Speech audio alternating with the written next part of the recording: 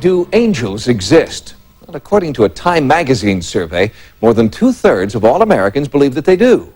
Skeptics argue that angelic visions are simply the brain replaying unconscious images absorbed through pop culture. For that reason, accounts of angelic visions by very young children take on greater significance. Their visions have not been polluted by the media, and what they are seeing is extraordinary. She was lifeless. There was no life in the child whatsoever. When Ricky first presented to the emergency department, I was almost sure that she would not survive. I ran through the hall, and I knew something was wrong, and I found her floating face down in the pool. My mom pulled her out, and she screamed for help, and there was nothing my sister and I could do. It was such a difficult call because the parents of the child were very good friends. October 21st, 1984. They only took their eyes off her for a second, but that was long enough for tragedy to strike the Enriquez family of Barstow, California. A poolside accident left 2-year-old Ricky paralyzed and in a deep coma. While her family prayed for a miracle, Ricky believes she briefly entered a world where miracles do happen. I looked behind me and I saw a guardian angel, and she had flowing golden color hair and she was wearing a white dress. She grabbed my hand and we started to walk down the tunnel. When we got toward the end, she asked me if I wanted to go through the light with her or if I wanted to go back. And I told her that I had to go back and tell my mom where I was going. And so I remember her walking me back and telling me not to be afraid. Soon after, Ricky opened her eyes and began to recover. Doctors did not know why, but Ricky did, and she told her mother about it. It was approximately a month after she had come home from the hospital, and I had taken her shopping with me.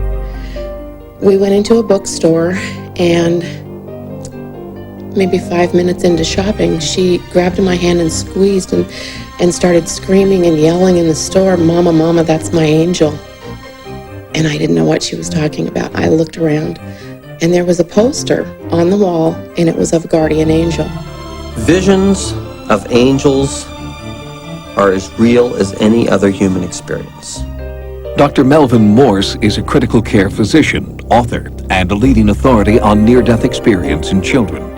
My scientific studies on near-death experiences clearly document that near-death experiences are in fact the dying experience. Dr. Morse believes that through the near-death experiences of children, we can preview the afterlife. Children experience a spiritual light the great majority of the time during near-death experiences. And this is a loving, comforting light. It's not just some sort of reflex spasm of the optic nerve or the, dysfunctional firing of neurons in their occipital lobe.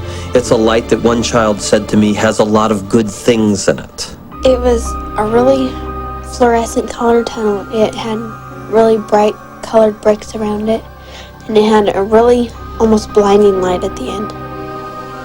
While Dr. Morse believes that Ricky Enriquez had a vision of death, author Joan Wester Anderson has a different interpretation. She believes Ricky had what is known as a celestial vision of her guardian angel. Angels appear to children, I think, because children are so open to the spiritual realm. In near-death experiences with children, about 70% of those involve the sighting of an angel, which is kind of interesting because adults only report 15 or 20%. Anderson points out that the word angel comes from the Greek, meaning messenger.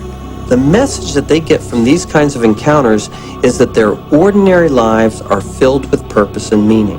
Typically, a child will say to me, "Gosh, I learned that I have a job to do." When this first happened, we never went to church much. She had no knowledge of angels, really didn't know anything about it. Since this, she likes to spread the word that the angels are out there and it's okay. I think that it happened so I could tell other people not to be afraid of dying. Although Ricky, who is now 12, has not had another angelic vision, She feels that the presence of the angel is always with her, and her family feels its presence too. They believe that Ricky has new angelic qualities that were passed to her after her encounter.